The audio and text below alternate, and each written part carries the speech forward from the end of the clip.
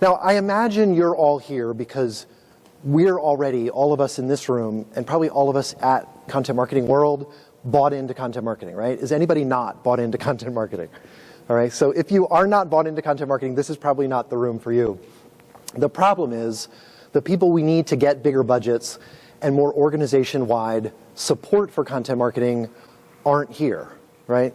If only the rest of our organization was here in Cleveland at Content Marketing World, right? Because after 3 or 4 days, I'm sure all of us could convince them that we need bigger budgets, we need more support across the organization for content marketing.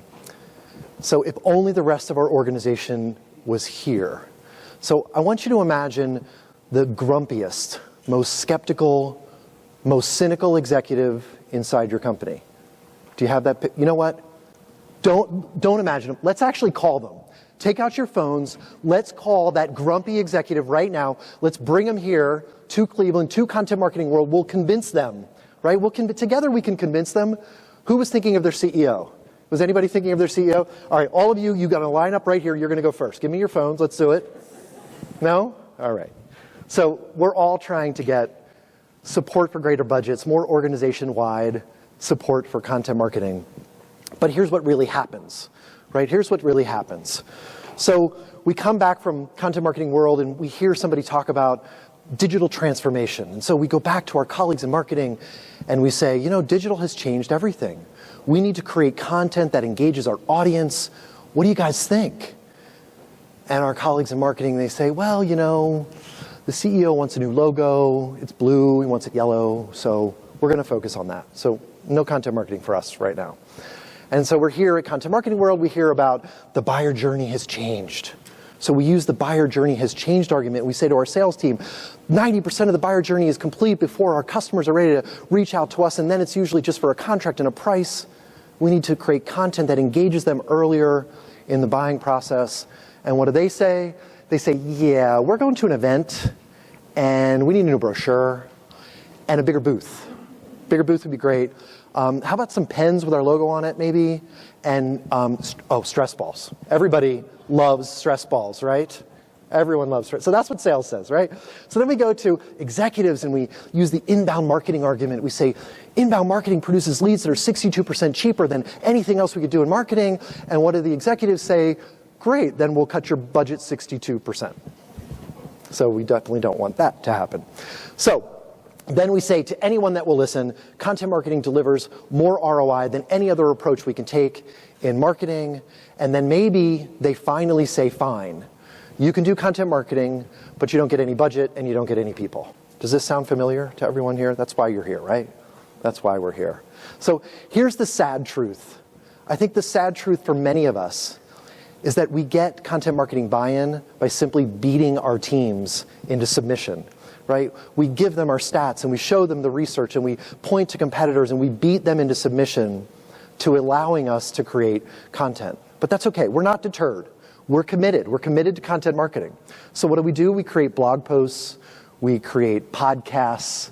We create Facebook Live videos. We create animated explainer videos. 3 weeks later, we check at the results, and we see 4 blog posts that we wrote, mostly on the weekend, no leads, 3 email opt-ins, one of which was you testing the opt-in, 2 email opt-outs, one of which was you testing the email opt-out. But it's okay, you're not deterred, right? We're still committed. You're going to walk into that marketing meeting, the next marketing meeting, and you're going to talk about the power and the patience we need to show the proof of content marketing. And everyone's talking about Instagram. What the heck is going on there? Why is everyone talking about Instagram? Well, it turns out your CEO came to an event just like this, and she heard a case study about a competitive brand using Instagram and how it changed their marketing. So what does she do? She says to the CMO, I think we need to be on Instagram. And the CMO is really excited. He's always wanted to get on Instagram. So he says, hey, everybody, sends out an email, 3 exclamation points. Let's get on Instagram ASAP. Right? But you're not deterred. You say content marketing has the highest ROI. But your team ends up creating an account on Instagram. Right? That's what we do. 3 weeks later, your CEO is looking at your Instagram account, and she doesn't see too many of those heart-likey things. What are we going to do about that? What are we going to do? So she says to the CMO, what's going on with Instagram? And the CMO says, I got it. I got the answer. We're going to buy ads on Instagram. That'll solve all our problems. That's going to fix it, right? But you're not deterred. You say, wait a second. I've mapped the buyer journey. I've mapped it all. I know what it looks like. We've got 6 stages, 21 touch points, and none of them are Instagram. I don't think we should be buying ads on Instagram. But what does your team do? They buy ads on Instagram, right? That's what happens. And so you might hear at this conference or from others, experts around the industry, content marketing is a commitment, not a campaign. Content marketing is a commitment, not a campaign. So everyone says this, but no one knows how to make it happen. No one knows how to make content marketing truly understood, truly committed to across the organization. And the reason for that is that content marketing is not a commitment. Content marketing is a culture focused on customers. That's the only way to achieve bigger budgets and get more buy-in across the organization. And that brings up the toughest choice that I think we all face as marketers.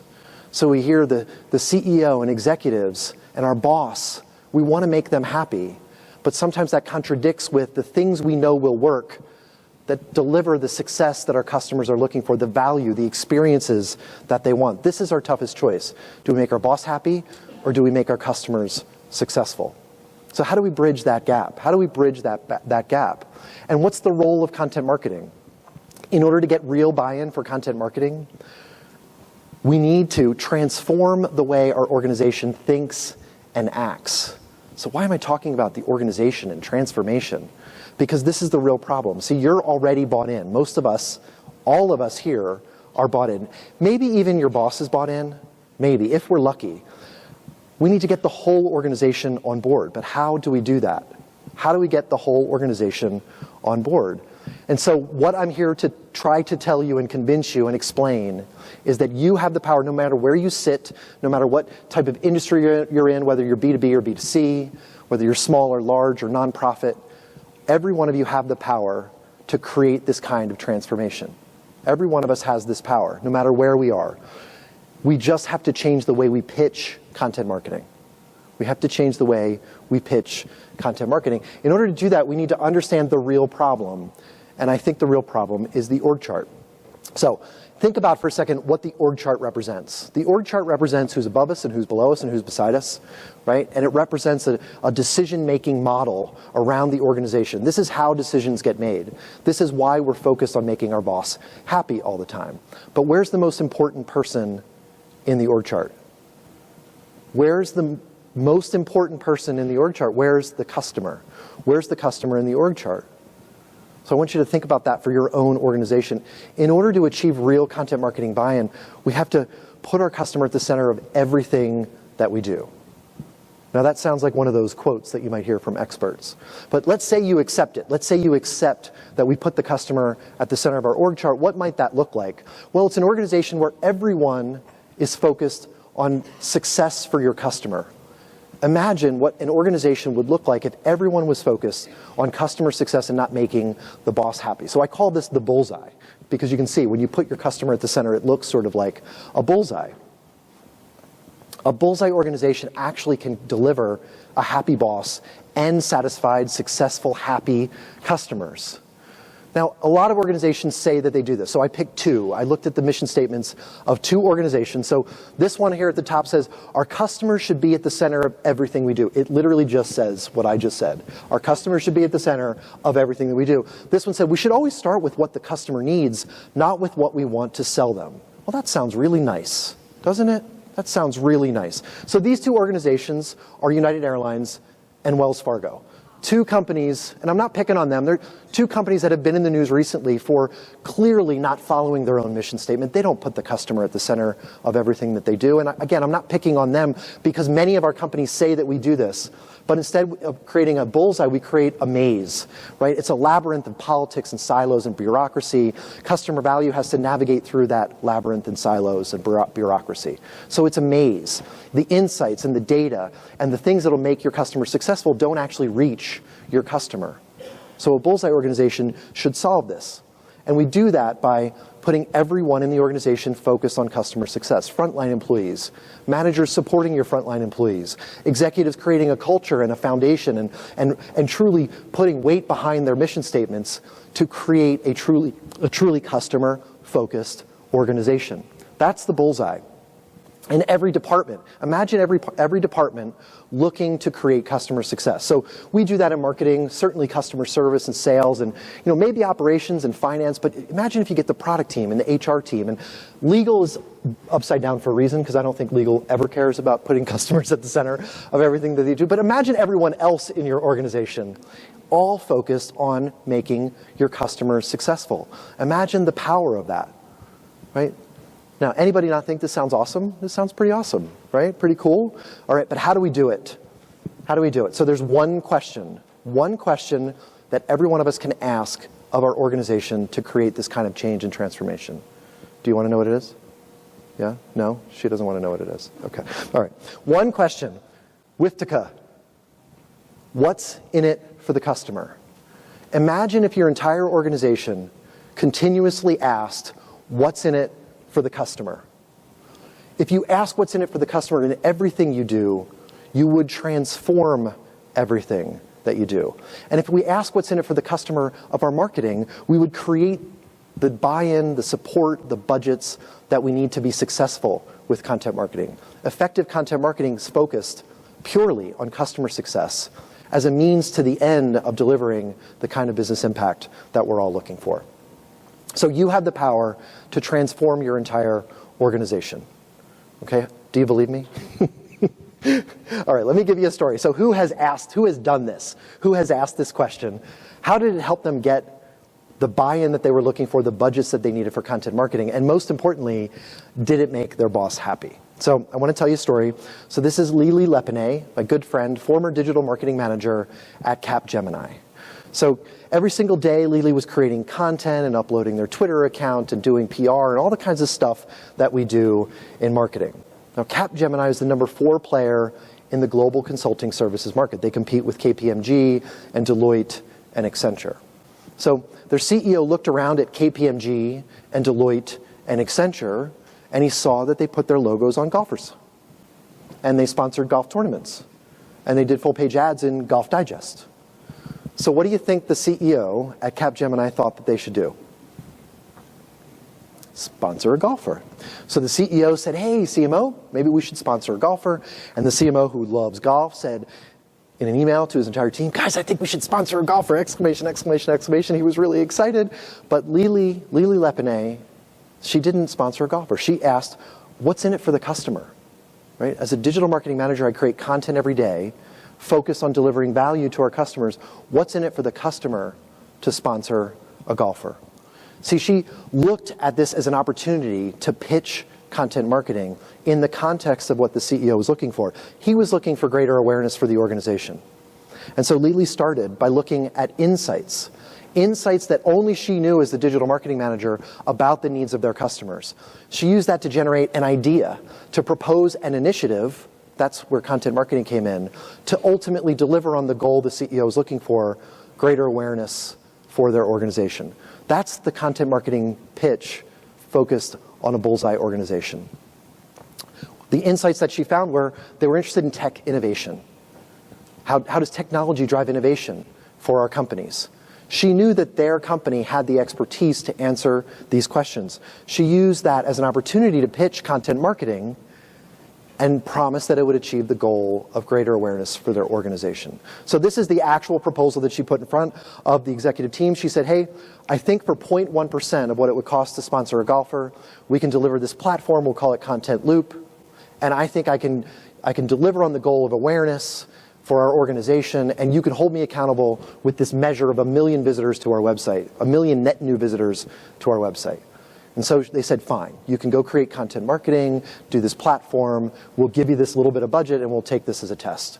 So they created content about artificial intelligence and mobility and blockchain and the kinds of things that she knew her audience was looking for.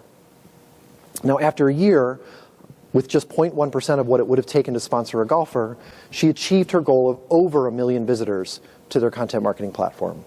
and saw revenue of $1 million, stumbled upon revenue of $1 million. Wouldn't it be nice to stumble upon $1 million in revenue with our content marketing platforms? So, so she was pretty excited. They were all high-fiving each other. The team was excited. The CMO was even excited. But the CEO still thought, you know what? I really still think we should sponsor a golfer. And the CMO was like, fine, good, let's do it. Let's sponsor a golfer. And Lili said, no, I just don't see what's in it for the customer. I don't see what's in it for the customer. So again, she went back to this bullseye content marketing pitch approach. She looked at the insights and saw that they weren't fulfilling all the needs of their audience around understanding technology and innovation, how it could transform organizations. Now, she knew content maybe alone wasn't enough. They had the expertise inside their company to deliver on what their customers were looking for, but content alone she didn't think was enough. So what she proposed was, let's use our content marketing platform to expose our experts, to connect our experts with our audience. And if we do that, I think we can achieve greater awareness and higher sales from what we saw in our first year. So that's what she did. She asked for double the budget. She believed she could double the awareness and double the revenue. And with this simple mechanism of just saying, hey, you read an article about cloud computing? Maybe you want to connect with Remco, our practice leader, on LinkedIn. This simple module, she partnered with LinkedIn to create this simple module that said, hey, if you read this kind of article, maybe you want to connect with one of our practice leaders. Not a salesperson, just an expert inside their organization. So how do you think she did? Do you think she doubled her sales? Anybody think she doubled her sales? $24 million in sales. So for twice the budget, so 0.2% of what it would have cost to sponsor a golfer, Lili was able to deliver on the impact that the organization was looking for, significantly above the goal that even she set for herself. Okay? So why did this work? This worked because Lili looked for insights about their customers, the needs that they had, and used those insights to try to understand how her company could solve that problem. When we focus on the customer's success and the insights that we have, we can then translate the expertise we have inside our company. We can come up with ideas, and maybe those ideas look like buy-in for content marketing, right? Because content marketing is ultimately focused on delivering success for our customers. Those initiatives, this is how content marketing gets greater buy-in, because it delivers on the impact that our companies are looking for.